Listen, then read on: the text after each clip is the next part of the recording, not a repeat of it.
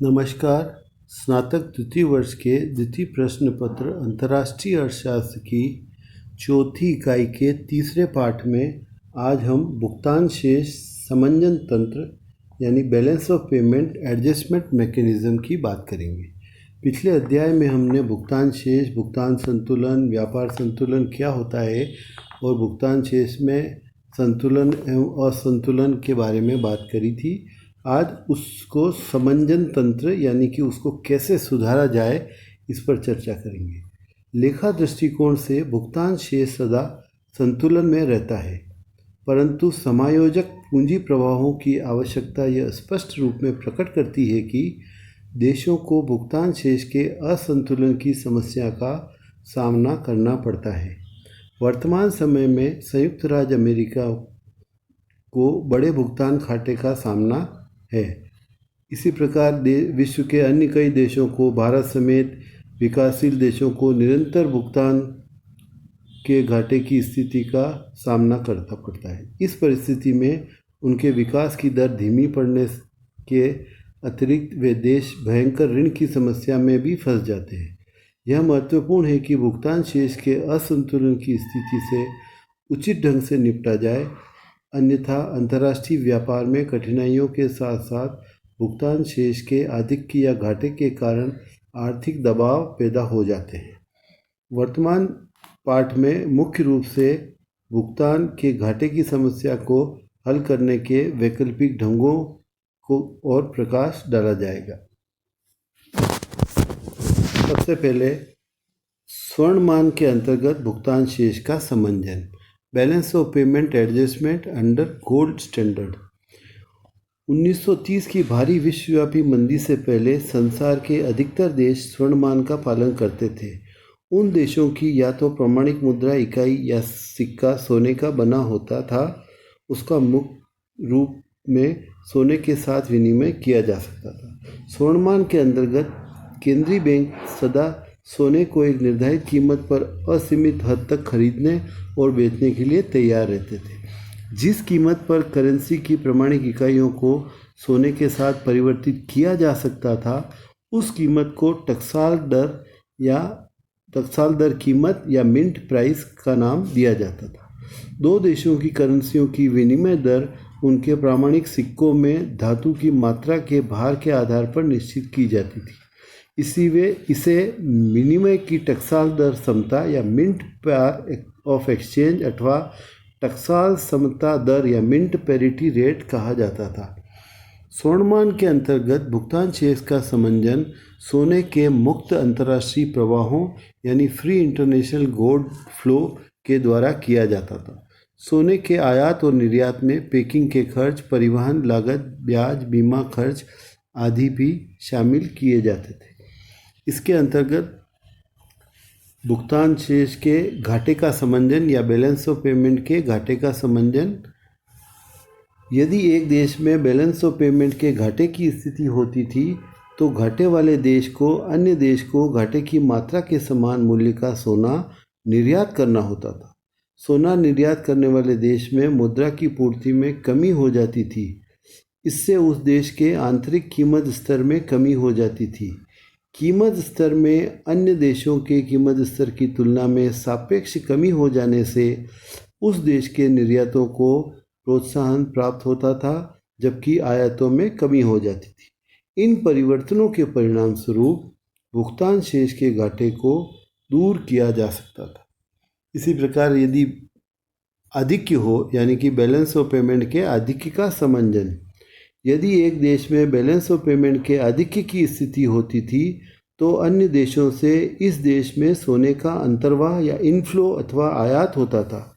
बड़ी मात्रा में सोने के देश के अंदर आ जाने से वहाँ मुद्रा की पूर्ति में वृद्धि हो जाती थी। मुद्रा की पूर्ति के बढ़ने के फलस्वरूप आंतरिक कीमत स्तर में वृद्धि होती थी।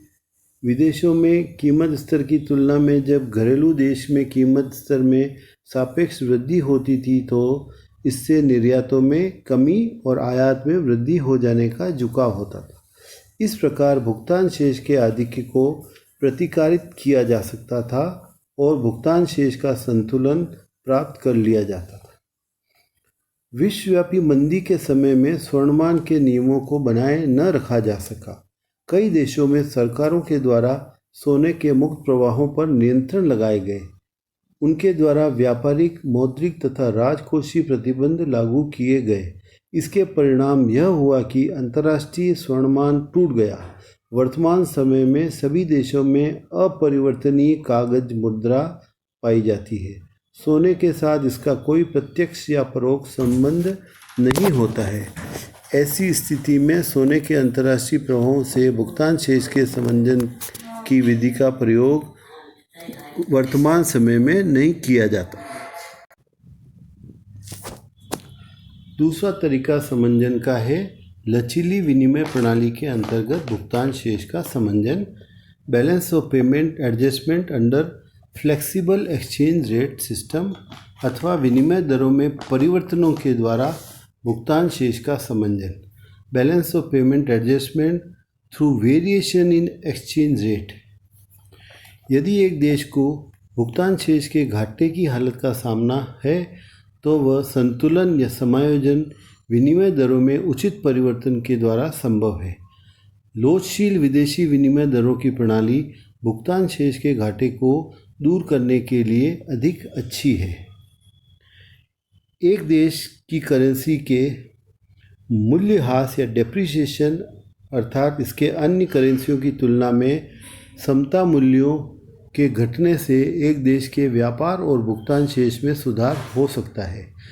इससे आयात के लिए विदेशी विनिमय भुगतान कम हो जाते हैं और निर्यात से विदेशी विनिमय की प्राप्ति में वृद्धि होती है। इसी प्रकार आयातों के लिए घरेलू मांग और निर्यातों के लिए विदेशी मांग की कीमत लचक एक देश की भुगतान शेष की स्थिति पर काफ़ी प्रभाव डालते हैं। इन मांगों की कीमत लचकें जितनी अधिक होगी, विनिमय दरों में एक दिए गए परिवर्तन का भुगतान शेष की स्थिति पर उतना ही अधिक प्रभाव होगा। तीसरा तरीका है अवमूल्यन और भुगतान शेष का समंजन, devaluation and balance of payment adjustment. एक देश में जहां विनिमय दरें स्थिर, स्टेबल अथवा कीलक या पिग है, भुगतान शेष के घाटे को जानबूझकर उठाए गए अवमूल्यन, जिसे डिवैल्यूएशन भी कहते हैं, के उपाय के द्वारा दूर करना संभव हो सकता है। करेंसी के अवमूल्यन का अर्थ घरेलू करेंसी की एक इकाई जिसे सोने, एसडीआर अथवा विदेशी करेंसी की इकाइयों के रूप में प्रकट किया गया है, उसके बाहरी मूल्य को सरकारी आज्ञा के द्वारा जानबूझकर घटा दिया जाता है। अवमूल्यन, यहाँ यह समझने की बात है कि अवमूल्यन और विनिमय के मूल्यह्रास यानी कि डेप्रिसिएशन में स्पष्ट अंतर होता है। मूल्यह्रास में घरेलू करेंसी के विनिमय मूल्य में कमी बाजार की शक्तियों के स्वतंत्र कार्यकरण से होती है। इसके विपरीत अवमूल्यन में सरकार के जानबूझकर किए गए निर्णय से भुगतान शेष के संतुलन को प्राप्त करने के लिए घरेलू करेंसी के अन्य करेंसियों की तुलना में विनिमय मूल्य को घटा दिया जाता है। इस प्रकार इन दोनों में ये अंतर है। जब अवमूल्यन किया जाता है तो घरेलू करेंसी विदेशी करेंसी की तुलना में सस्ती हो जाती है।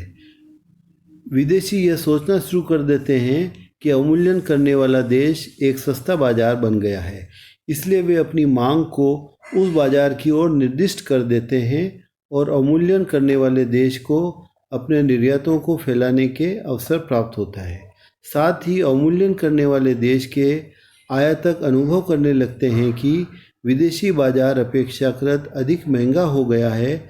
इससे विदेशी उत्पादों की मांग में कमी होती है। इससे देश के अंदर उत्पादित वस्तुओं को विदेशी उत्पादों के बदले में प्रतिस्थापन को बढ़ावा मिलता है। इस प्रकार अवमूल्यन निर्यातों में वृद्धि और आयातों पर रोक लगाकर भुगतान शेष को घाटे में सुधार लाता है। इसी प्रकार अवमूल्यन का तात्कालिक प्रभाव निर्यातों में वृद्धि और आयातों में कमी है, जिससे भुगतान शेष का घाटा या तो कम हो जाता है या पूरी तरह समाप्त हो जाता है। चौथा तरीका है खर्च की नीतियों द्वारा भुगतान शेष का समंजन या balance of payment adjustment through expenditure policies. भुगतान शेष का घाटा अर्थव्यवस्था में खर्च के आय पर आधिक्य को प्रकट करता है। इसे ठीक करने के लिए यह आवश्यक है कि इन दोनों में समानता लाई जाए। इस संबंध में दो प्रकार की खर्च से जुड़ी नीतियों को अपनाया जा सकता है। खर्च को घटाने वाली नीतियां यानी एक्सपेंडिचर रिडक्शन पॉलिसीज और खर्च में बदलाव वाली नीतियां। पहले हम देखेंगे खर्च को घटाने वाली नीतियां। खर्च को घटाने वाली अथवा कुल मांग को कम करने वाली नीतियों में करों में वृद्धि और ऊंची ब्याज दरों की नीति शामिल है। जब खर्च में कमी होती है तो खर्च में कमी के कारण कुछ हद तक घरेलू उत्पादन पर प्रभाव पड़ता है। इससे गुणक कार्य करने लगता है। इसके परिणाम स्वरूप खर्च और उत्पादन में और कमी होती है। खर्च को घटाने वाली नीति के प्रत्यक्ष और प्रेरित दोनों तरह के प्रभाव होते हैं। इन नीतियों का प्रत्यक्ष प्रभाव अनुकूल होता है। इनका प्रेरित प्रभाव कम उत्पादन और इसके परिणाम स्वरूप कम खर्च के रूप में सामने आता है। इसी प्रकार दूसरा है खर्च बदलाव की नीतियां या एक्सपेंडिचर स्विचिंग पॉलिसीज। खर्च के विदेशों में उत्पादित वस्तुओं के घरेलू उत्पादित वस्तुओं की ओर बदलाव या स्विचिंग लाने वाली नीतियों से घरेलू उत्पादन के स्तर में वृद्धि होती है। जब तक खर्च की सीमांत प्रवृत्ति इकाई से कम हो, इससे भुगतान के घाटे में सुधार हो सकता है। इसी प्रकार अगला जो तरीका है भुगतान शेष समंजन के लिए मौद्रिक मत या the monetary approach of balance of payment adjustment. इस मत के मूल प्रस्ताव में यह स्वीकार किया गया है कि बैलेंस ऑफ पेमेंट असंतुलन मूल रूप में एक मौद्रिक घटना है। यह बैलेंस ऑफ पेमेंट के घाटों और अधिशेषों की मुद्रा की मांग और पूर्ति के द्वारा व्याख्या करता है। यह मत, इसकी कुछ मान्यताएं हैं, उनको देखते हैं। यह मत निम्नलिखित प्रमुख मान्यताओं पर आधारित है। पहला है विभिन्न देशों में समान वस्तुओं के लिए परिवहन लागतों को शामिल करते हुए एक अकेली या सिंगल कीमत विद्यमान है। दूसरी मान्यता एक विशेष देश में उत्पादन का स्तर बहिर्जात रूप में निर्धारित होता है, यानी कि एक्सोजीनियसली डिटरमाइन होता है। सभी देशों में संसाधनों का पूर्ण रोजगार है। करेंसी के प्रवाहों की स्थिर विनिमय दरों की प्रणाली के अंतर्गत एक कीमत की मान्यता के कारण निष्फल या स्टरलाइजेशन करने की संभावना नहीं है। इसी प्रकार मुद्रा की मांग आय का प्रत्यक्ष फलन है और यह ब्याज की दर का उलट फलन है। मुद्रा की पूर्ति मौद्रिक आधार और मुद्रा गणक के द्वारा निर्धारित होती है तथा मौद्रिक नगद राशियों की मांग स्थिर है। उपरोक्त सभी मान्यताओं के दिए हुए होने पर मौद्रिक मत यह बताता है कि पूर्ति का मुद्रा की मांग पर आधिक्य भुगतान शेष के घाटे को प्रकट करता है। मुद्रा की अत्यधिक धारित मात्राएं लोगों द्वारा विदेशी वस्तुओं और प्रतिभूतियों की खरीद के लिए प्रयोग की जाती है। स्थिर विनिमय दरों की प्रणाली में केंद्रीय बैंक मुद्रा के पूर्ति आधिक्य को विदेशी विनिमय भंडारों की बिक्री और घरेलू करेंसी की खरीद के द्वारा प्रतिकारिक करता है। जब मुद्रा बाजार में पूर्ति आधिक्य हालतों को दूर किया जाता है तो भुगतान शेष का संतुलन दोबारा प्राप्त कर लिया जाता है। इसके विपरीत यदि मुद्रा की पूर्ति और इसकी मांग से कम हो तो देश में भुगतान शेष का अधिशेष या सरप्लस होगा। ऐसी स्थिति में लोग विदेशी वस्तुओं और प्रतिभूतियों की बिक्री के द्वारा घरेलू करेंसी को प्राप्त करने की कोशिश करते हैं।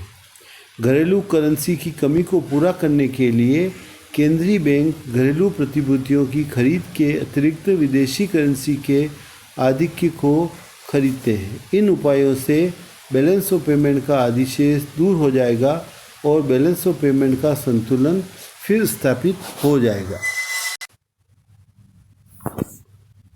छठा जो तरीका है प्रत्यक्ष नियंत्रण के द्वारा भुगतान शेष का समंजन, balance of payment adjustment through direct controls, या भुगतान शेष के घाटे में कमी प्रत्यक्ष नियंत्रण या डायरेक्ट कंट्रोल से की जा सकती है। इन्हें दो श्रेणियों में बांटा जा सकता है।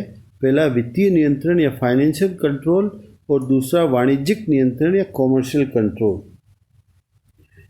इस प्रकार की अवधारणा को कुछ अर्थशास्त्री H.G. जॉनसन के अनुसार वित्तीय नियंत्रण मुद्रा के प्रयोग पर नियंत्रण, घरेलू मुद्रा के प्रयोग की स्वतंत्रता को विनियमित करने या तो मुद्रा के कुछ प्रयोगों के विनियमन जैसे कि विविध विनिमय दरों की स्थिति में, या फिर मुद्रा के कुछ प्रयोगों को अन्य प्रयोगों से अधिक महंगा बनाने से कार्य करते हैं। वाणिज्यिक नियंत्रण दूसरी ओर सौदों के वस्तु पक्ष पर कार्य करते हैं। ऐसे लोगों को कुछ वस्तुओं की खरीद से रोककर या कुछ अन्य वस्तुओं को खरीदने के लिए विवश करके अथवा कुछ की बिक्री या खरीदों पर प्रेरणाएं जैसे प्रशुल्क या अनुदान देकर कार्य करते हैं।